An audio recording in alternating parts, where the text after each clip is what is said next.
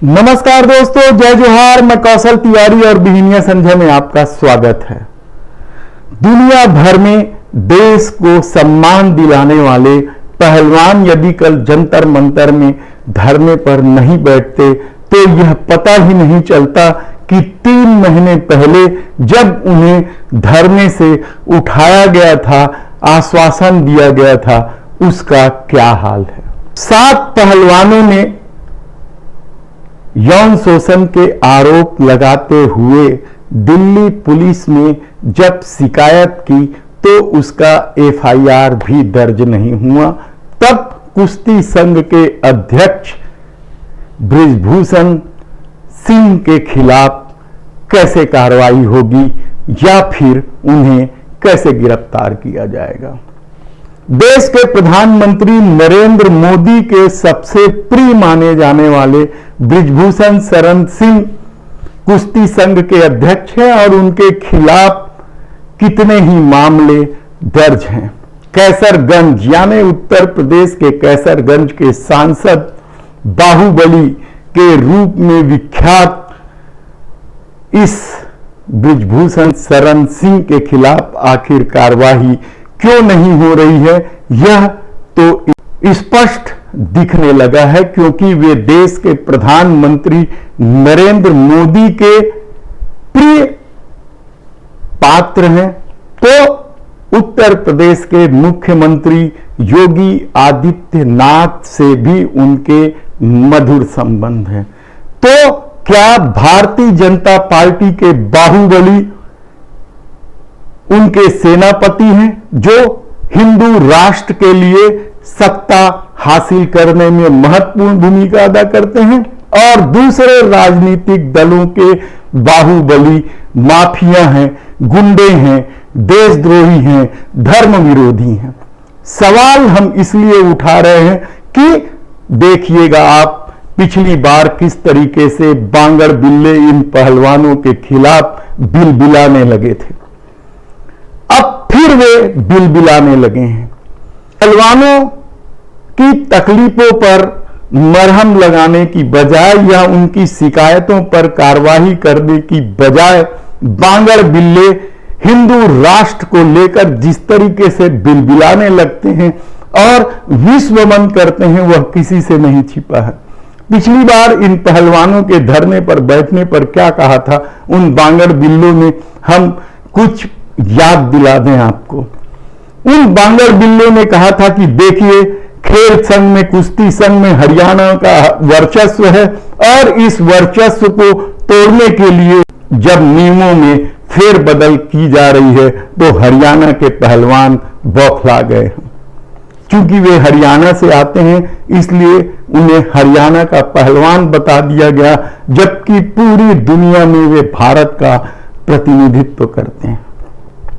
बृजभूषण शरण सिंह को लेकर कोई कुछ नहीं कहेगा क्योंकि वे देश के प्रधानमंत्री नरेंद्र मोदी और उत्तर प्रदेश के मुख्यमंत्री योगी आदित्यनाथ का प्रिय है। तब क्या धर्म के नाम पर अधर्म का खेल इस देश में नहीं हो रहा है।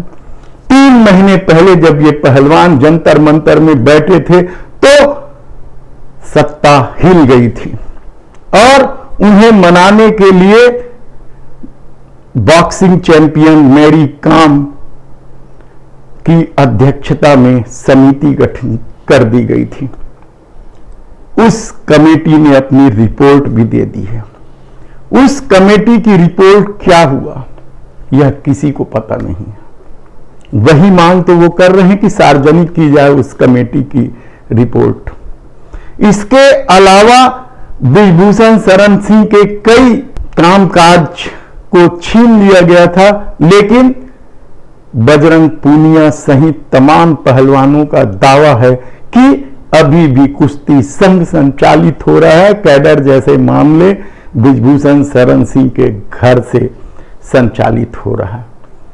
तब सवाल ये है कि क्या मोदी सत्ता ने धर्म के नाम पर या हिंदू राष्ट्र बनाने के नाम पर जो कदम बढ़ाया है उसमें ऐसे बाहुबली जो गंभीर अपराधों के अपराधी हैं, जिसमें बलात्कार, हत्या, जैसे मामले भी शामिल हैं, उन्हें शरण दे रखी है, उन्हें अपना सेनापति बना लिया है।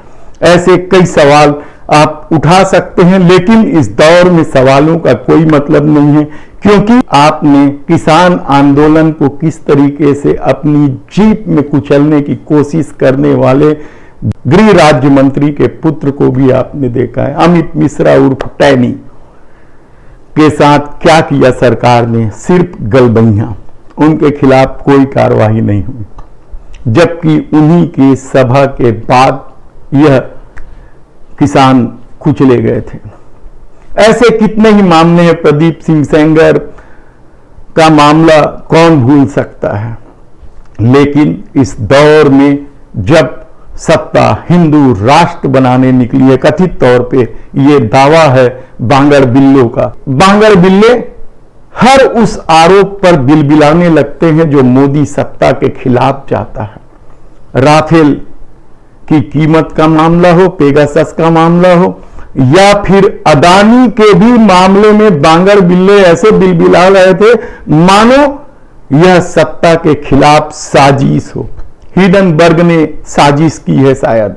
20,000 करोड़ रुपए सेल कंपनियों में लगे, रक्षा उत्पादन जैसे क्षेत्रों के अलावा सब कुछ मित्र प्रेम में अदानी को सौंप देने की रीति नीति भी यदि किसी को समझ नहीं आ रहा है, तब सवाल यह है कि आदमी की चेतना इतनी कैसे मर जाती है। वह कैसे भूल गए कि 3 महीने पहले वे पहलवान धरने पर बैठे थे। अब ये पहलवानों की स्थिति यह है कि वे कई सारे टूर्नामेंट में भाग भी नहीं ले पाएंगे।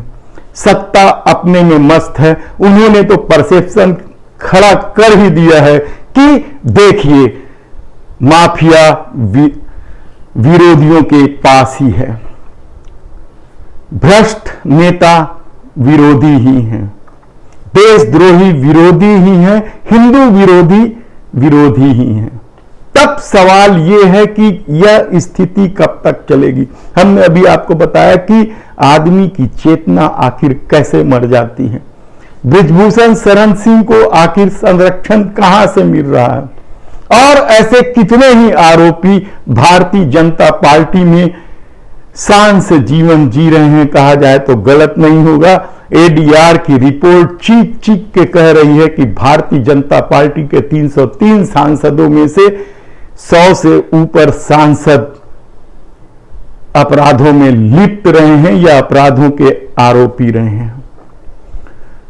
1000 के आसपास विधायक भी भारतीय जनता पार्टी में अपराधों में लिप्त पाए गए हैं। उन्होंने खुद अपने शपथ पत्र में चुनाव निर्वाचन के समय जो दिया जाता है उसमें खुद उन्होंने कहा है। योगी आदित्यनाथ के खिलाफ भी तो कितने मामले थे, हर तरह के मामले थे जो किसी माफिया के खिलाफ हो सकता है, लेकिन चूंकि वे भारतीय जनता पार्टी के हैं इसलिए सारा कुछ क्या जायज है।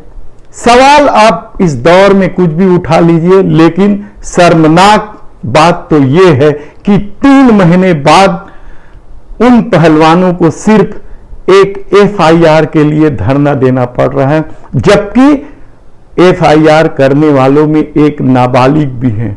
कल्पना कीजिए एक नाबालिग के साथ किस तरीके से यौन शोषण की कोशिश की गई है, वह किस तरीके से रावण कंस जैसी प्रवृत्ति का घोतक है।